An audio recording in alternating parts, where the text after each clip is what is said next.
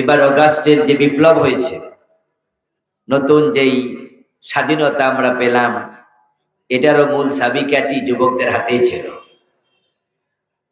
আমরা বুড়ারা অনেকটাই ফেল করার মতো অবস্থায় ছিলাম।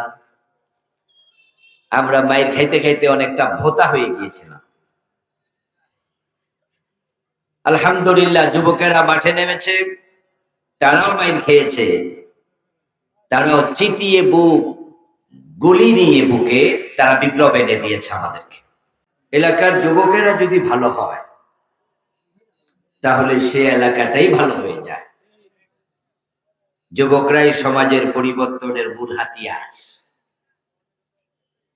তাই আমরা যুবকদের প্রতি আগ্রহী হব, যুবকদেরকে আগে দেব, কারণ সমাজের যুবকরা যদি দিনমুখী হয়, অতি সহজেই দেশে ইসলাম কায়েম হবে ইনশাআল্লাহ। এবার অগাস্টের যে বিপ্লব হয়েছে, নতুন যেই স্বাধীনতা আমরা পেলাম, এটারও মূল চাবিকাঠি যুবকদের হাতেই ছিল। আমরা বুড়ারা অনেকটাই ফেল করার মতো অবস্থায় ছিলাম।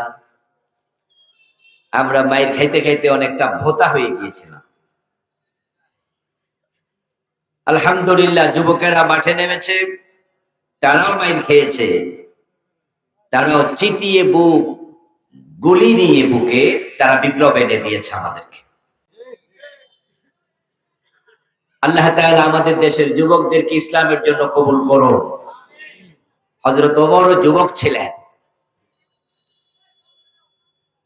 ইসলামের প্রথম দিকে সবচেয়ে অগ্রণী ভূমিকা যারা পালন করেছে, সকলে ছিলেন যুবক।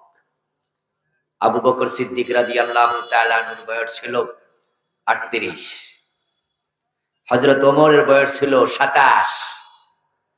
তাগড়া যুবক। ইসলাম গ্রহণ করার পর হযরত ওমরই প্রথম প্রকাশ্য দিবালোকে আল্লাহ তাআলা তাওহীদের কালেমা উচ্চারণ করেছেন কাবার সামনে এসে। এর আগে ইসলাম যারা গ্রহণ করেছিলেন, তারা কালেমাকে গোপন রাখতে হয়েছে পরিস্থিতির কারণে। কিন্তু ওমর বললেন যে না, যে তাওহীদের কালেমা আমি গ্রহণ করেছি সেটা গোপন থাকবে না, আমি প্রকাশ্যে সেটা ঘোষণা করতে চাই। কবি নজরুল তার ওমর ফারুক কবিতায় বলেছেন, লিখেছেন, আমিরুল মুমিনিন তোমার স্মৃতি যে আজানের ধ্বনি জানে না মুয়াজ্জিন। আমিরুল মুমিনিন ওমর আজকে যে মুয়াজ্জিনেরা কানে আঙ্গুল ঢুকিয়ে আল্লাহর তাওহীদের ঘোষণা উচ্চকিত